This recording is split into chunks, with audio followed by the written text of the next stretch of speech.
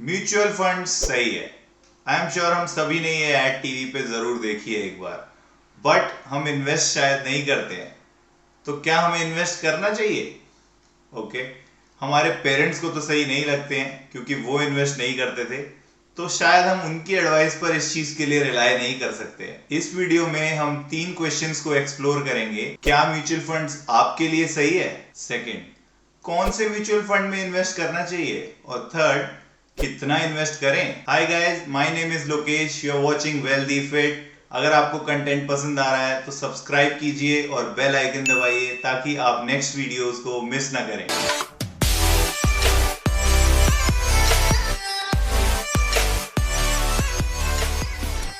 अगर आप बिगनर हैं और स्टॉक मार्केट में इन्वेस्ट करने से डर लगता है, लेकिन आपके पास रिसर्च का टाइम भी नहीं है, तो आप म्यूचुअल फंड्स के थ्रू निवेश कर सकते हैं। ये आपके लिए बेस्ट ऑप्शन है। इसमें आप एक्सपर्ट को या फिर फंड मैनेजर को अपना पैसा इन्वेस्ट करने के लिए देते हैं और वो आपके पैसे को अलग अलग कंपनीज में इन्वेस्ट करते हैं। इसके बदले वो एक कमीशन लेते हैं, जिस कमीशन को एक्सपेंस रेशियो कहा जाता है।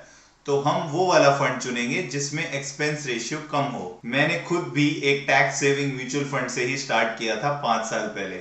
मुझे कुछ नहीं पता था मार्केट के बारे में, मुझे तो बस टैक्स बचाना था, तो मैंने रिलायंस का टैक्स सेवर फंड लिया था। सेकंड क्वेश्चन है, कौन से म्यूचुअल फंड में इन्वेस्ट करें? अब मार्केट में इतने सारे म्यूचुअल फंड्स हैं, तो हम किस में इन्वेस्ट करें? तो ब्रॉडली मैं आपको बता रहा हूं कि 2 कैटेगरीज हैं इन म्यूचुअल फंड्स की, एक इक्विटी और एक debt. Equity mutual funds long term में अच्छे रिटर्न दे सकते हैं क्योंकि वो मार्केट से लिंक्ड है, लेकिन शॉर्ट टर्म में आपका पैसा रिस्क में है। लेकिन डेट फंड एक लो रिस्क वाले इन्वेस्टमेंट टूल्स हैं और आप एफडी से बेटर रिटर्न्स ले सकते हो एक डेट फंड के थ्रू। फंड कौन सा पिक करना है ये आपके इन्वेस्टमेंट गोल से डिसाइड होगा। मतलब कि इन्वेस्ट कर क्यों रहे हो? 6 महीने में गाड़ी लेनी है या फिर 2 साल में शादी कर रहे हो?